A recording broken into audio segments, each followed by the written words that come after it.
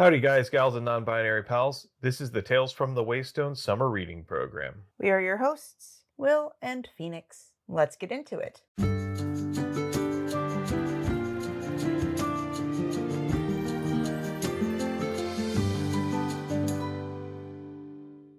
Welcome to the seventh and final installment of our Summer Reading Program series on Travis Baldree's Legends and Lattes Full Circle, where we'll be reading the epilogue and Pages to Fill, which is the short story at the end of the book. All right, the part you skipped. Each week, we will be examining a section of Legends and Lattes and figuring out what we can take from the text and apply to our real lives. We will also take some time to focus on a free most of the week and then share a recommended thing of the week. Finally, we'll wrap things up with 7 words from the book and 7 words from our own lives. Before we begin, let's get some disclaimers out of the way. First of all, we are in no way affiliated with Travis Baldree or his publisher, Tor Books. Second of all, our discussions naturally assume that you have read the end of the book and the short story, even though that's not what my notes say. But spoilers, duh. Also, word to our community, please be kind to yourselves, one another, and the creators of the worlds that we love exploring. All right, so let's go ahead and kick things off with the epilogue. That's a weird sentence to say. It really is.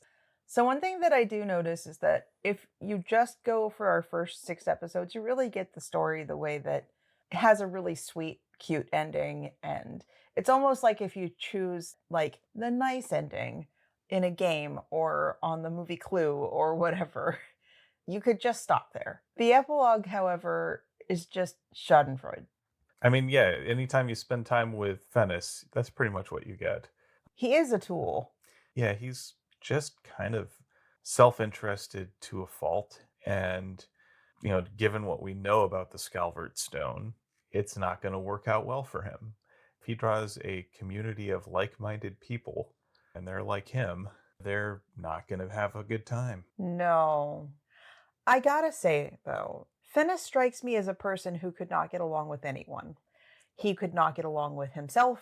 He could not get along with people the opposite of himself. He could not get along with people that are in between himself and not himself. Like, I do not like green eggs and ham. I do not like them, Sam I am.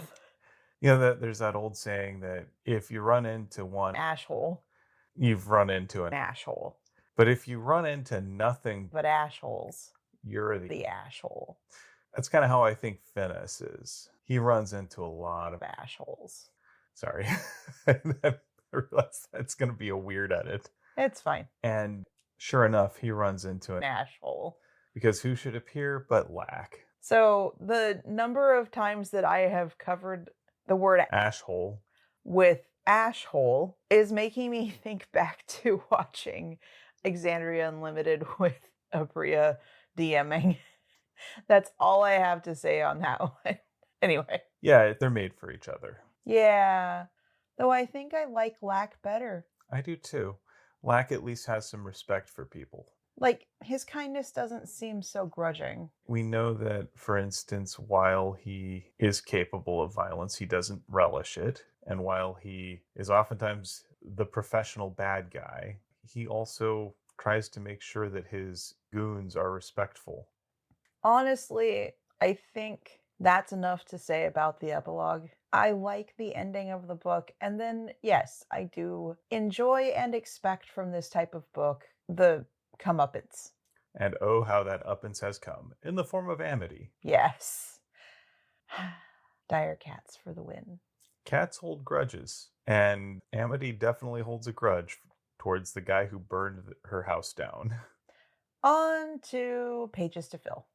So Pages to Fill is kind of a prequel, and it tells the story of the penultimate job of Viv's old crew. Now I have a question. I know Bookshops and Bone Dust takes place before Legends and Lattes. How much before? A lot before. Oh. It is before the crew comes together. Okay, so it's that story. Kinda. It's even before that. Oh, okay. So this has nothing to do with the other. Correct. Cool. So finding out stuff from this does not spoil that. Correct. Okay.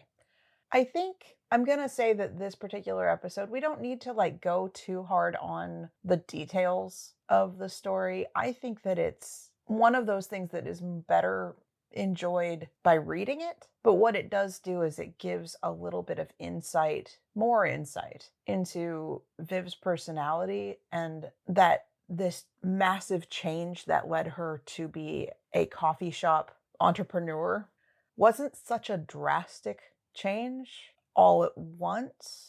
She already had the integrity. She already had the personality she has in our book that we've just finished reading. She's had mercy and kindness at her core, even if it kind of bites her in The ash.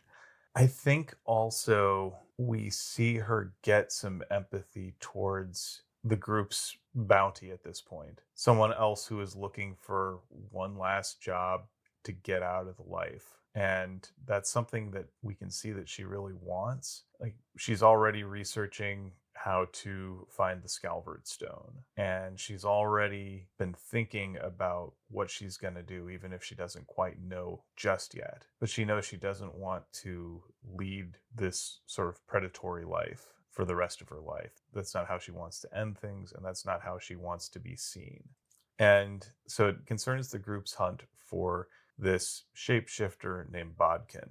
And I think there's some good parallels between Bodkin and Viv, and they come to an understanding of what it means to try and find peace. And so I think watching that sort of contentious relationship evolve is really kind of fascinating. And it's also interesting to see the contrast between Viv and the rest of her crew, even the ones that we generally like Galena and Rune. So I think that's some good things to look out for there. It's also, I think, a good kind of segue between adventure and done and retirement. Yeah, I think this is where Viv actually sees what retirement could look like. And of course, the ending, I will not spoil, but it's the thing that really puts that I could really do this into Viv's head. And not only I could really do this, this is how it could look. This is what I want to do. I think it's where Viv's exit package turns into an entrance into a new life. And I think that's a really powerful thing. It's where she gets to see what peace would look like, what community would look like, what her life could look like. And I don't want to get too much further into that because I want to let you all have the pleasure of reading this little short story. So I think that's a good segue, actually, to talk about our Phronimos of the week. It's my turn this week. So I chose for our model of practical wisdom, Travis. Yet again. He is a creature of few words. And he doesn't show up much in this. And yet I think he is also pivotal because he is the one who, when everyone else in the party is out for blood, offers a second way out, recognizing that the real bounty in this case may not necessarily mean killing Bodkin, but recovering what they stole. But Travis is the one who cautions mercy and who plants the idea that there is a way out that doesn't involve bloodshed. And while it may not offer the same fiscal reward, might be worth it in its own right. Money doesn't always have to be the end goal. Right. Money at the expense of somebody's life definitely doesn't have to be the end goal. And, I don't think that the story ends the way it does without Travis's suggestion. It's what plants the idea that this doesn't have to be a zero-sum game, that in order for the party to win, Bodkin has to lose. And it's what allows Viv to choose the merciful course. Again, we saw that the last time Travis really spoke up, it was to offer a peaceful resolution to the situation with the Madrigal. What we learn is that Travis is a person of discretion. I think he's measured. I think he's the voice of reason. He is careful, and he is someone who is looking for ways to find mutually beneficial solutions. He doesn't want to cause wanton violence. He doesn't act with pride. He doesn't act with malice. He acts with wisdom. So yeah, I think he's a pretty good model. He listens and he offers a suggestion. He doesn't command. He doesn't order. He just says, I have an idea. You may do with it as you will. Here's my thought. And we know that he isn't someone who just rambles nonstop. He only speaks when he thinks he has something of value to contribute. And I'm not going to say that rambling nonstop is a terrible thing. But I do think that picking your words carefully can be a very, I don't know, wise trait might be the right word, might be a rare trait, especially right now. Yeah, taking the time to stop and listen and ask, do I have something to contribute? And if the answer is no, the answer is no, and I don't have to. But if I do, I can speak up quietly and respectfully. And, even if, Fennis isn't really swayed by it, we know that Fennis was never going to be swayed from his course, no matter what. Fennis is there to be the token evil character. And I really wish that people would stop catering to the token evil character. Yeah, I think Fennis is the sort of guy who has so much ego that he can't conceive of the idea that he's not the boss. And so Tavis really stands in contrast to him. We know that in terms of skill in combat, Tavis is at least evenly matched, if not more so, with anybody in the party. But he also doesn't really have an ego around that. He is quiet and confident and measured. So, yeah, that's our Phronimos of the week. I think that that's lovely. All right. So you have Thing of the Week. I do. What'd you pick? My thing of the week. I had a little struggle trying to figure out what I would recommend this time. So I'm going to get a little bit personal, not too personal, I hope. I have a lot of anxiety and, not fear, but a really, really tall wall of awful around things like medical stuff, like physicals, even like just going to a doctor. I know no one really likes to go to the doctor, but I historically have had like issues where I'm on the verge of panic over the idea.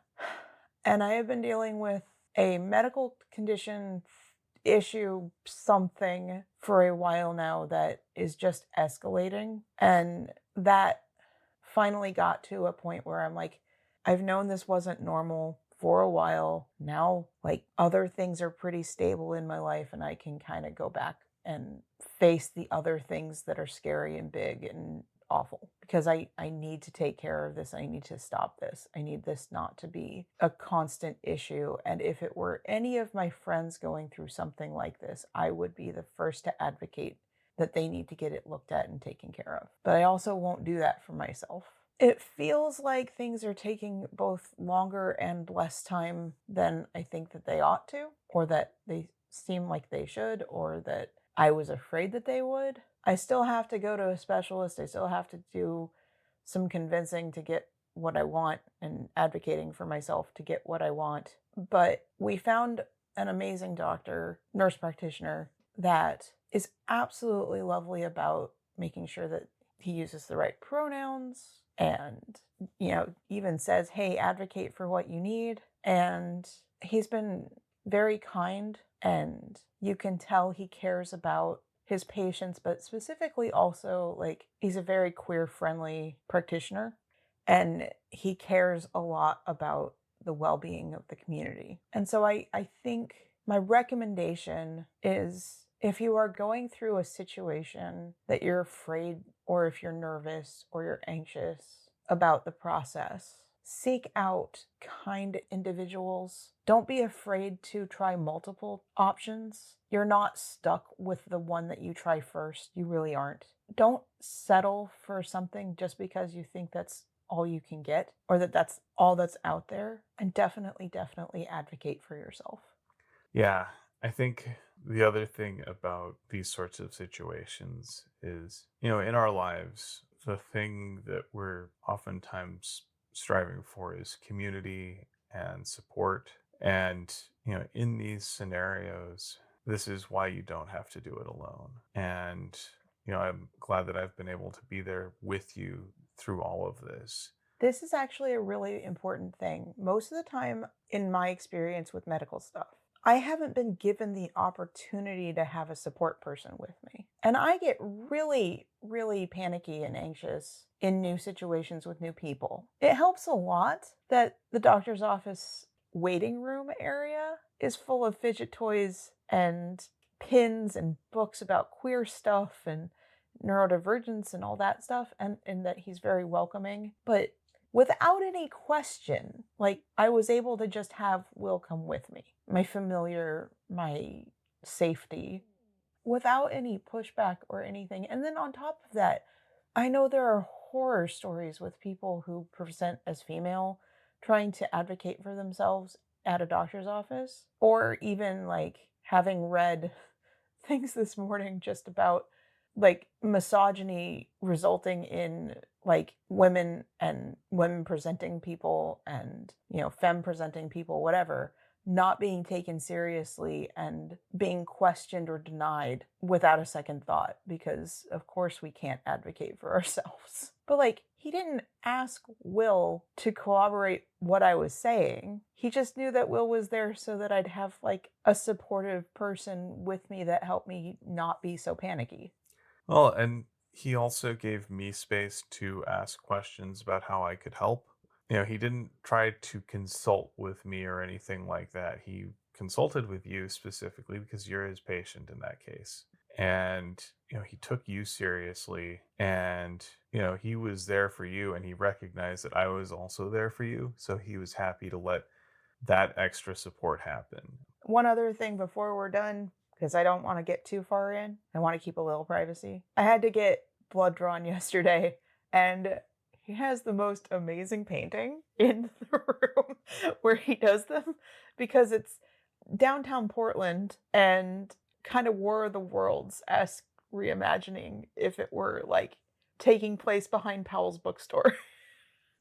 And I just absolutely loved that painting, and it did exactly what he was hoping for, which is to draw attention over there instead of drawing attention to the fact that there's a needle in my arm. It was a very smart decision on his part to put that up. It really was. So, I mean, I know not everyone is going to be nearly as enchanted by the fidget toys and War of the Worlds reimagined painting, but holy crap, I am. And it's so validating to have found someone who is kind, takes me seriously, and has that same sensibility of wanting to like care for the whole person. Absolutely. And it made me feel really good to see that you were making those steps, and I was glad that I could be there to help you out. So, with that, let's go ahead and move to our 7 words. So, I had 7 words from the book. So, here's what I found. We all run out of road sometime. Well, at least we know it was Bodkin. She's never going to look that way again. Who knows what face she's using now? Some of this needs to be explained by you guys reading this story.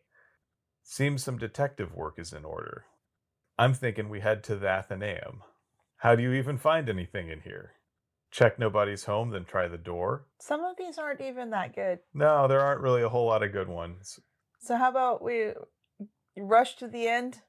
All right, so the one that I picked was Every Job, It's Just One Last Score. That one's actually good. Yeah, it captures, I think, that feeling you can sometimes get when you're working, and it always feels like, well, we just have to get this one last milestone and then we can relax. But there's always one more milestone after that. Okay, that just makes me feel so seen, because I have been in kind of crochet project world, which if you're interested in some of the stuff that I've done, you can see pictures on the Discord. And also, if you are a crafty sort, you can post pictures. And I really am excited to see other people's stuff because it always inspires me. Anyway, for me, it's I could just do one more row, or I could just do one more little bit of this. And then sometimes it takes me running out of yarn and having to wait for it to show up from Denmark to stop something for a little bit. But I'm also in the middle of like 5 projects. Yeah, you've got a number of things on your plate right now. But I love it. So I think we can all empathize with that. Same. You had 7 words from life. What did you choose? I'm going to keep in line with what my recommendation was. And I might be paraphrasing you a little bit, but I'm pretty sure you said something either exactly like this or similar. I will support you and your decisions. I trust you and I love you. And I think that You take me and my concerns seriously. You've been watching me go through painful situations and been very admirably supportive through them. You don't push me to do things, but you'll be there when I need you. Well, I know also that in my experience, you don't do so well with being pushed or prodded or anything like that. No. And, I know that you're smart enough to come up with your own options. And no matter what I say or recommend, you'll do the thing that makes the most sense to you. The best thing I can do is just be there to help you through whatever course of action you choose to take. And, all I can do is respect your agency and be there to help you out through everything. I really appreciate that. Thank you. And I really appreciate you. Well, with that, I'd like to thank you for potting with me. Thank you for potting with me. And thanks for listening to Tales from the Waystone. Summer reading program. All right, so we have our next summer reading program series kicking off next time with the first 67 pages Ish. of The Long Way to a Small Angry Planet by Becky Chambers. I really enjoyed this one. This is best described as a bit of cozy science fiction. I think you think it's cozier than I think it is, but I find it to be an excellent read for one thing, and something where I kind of have to think a little bit, and I like that. I find it cozy because most of the characters behave in a compassionate and warm way towards one another. I can definitely see that. I'd call it more of a road trip. It is a road trip, and it's also cozy because you have characters who take their home with them. So anyway, we're looking forward to sharing that with you guys starting next time. We're actually about to record the first episode because we have stuff coming up in May and need to make sure that things are available and edited for y'all, which makes it really, really, really convenient that we've both read this book before. Yeah. So thank you very much to our Discord members and our patrons, all one of them that has actually voted, by the way. Y'all have a say if you want a different thing sometimes. But thank you to anyone who ever pipes up and gives us answers when we're like, hey, give us suggestions. We love it, for helping us choose The Long Way to a Small Angry Planet. I really do love this book, and I'm very glad that we're going to be covering it. Me too. Anyway, end of the episode rambly stuff that we normally say. Audio production and editing, courtesy of me, Phoenix McCullough. Oh, shoot. I also forgot. We would like to say a big thanks to our friend Shawnee Jang for our theme music. And many thanks to Travis Baldree for creating this world that we've enjoyed exploring. Audio production, editing, and, I don't know, occasional memes, courtesy of me, Phoenix McCullough. Writing and project management, courtesy of me, Will McCullough. If you would like to help support us and have the means to do so, please consider becoming a patron on our Patreon page, patreon.com/PlayStonePod. Otherwise, please join our Discord and have conversations with us. It's free. It is free. It absolutely is free, and there's always a link in the description. And as always, here's to one more day above the roses. To one more day above the roses. Ding!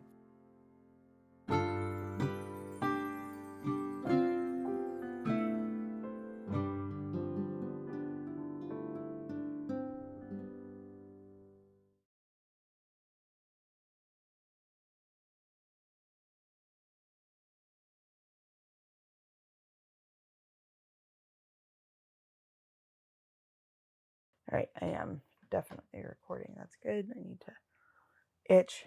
Thanks, hormones. You're welcome. Are you my hormones? No, but they can't speak, so I was speaking for them. You needed to have someone say you're welcome for that. You thanked them.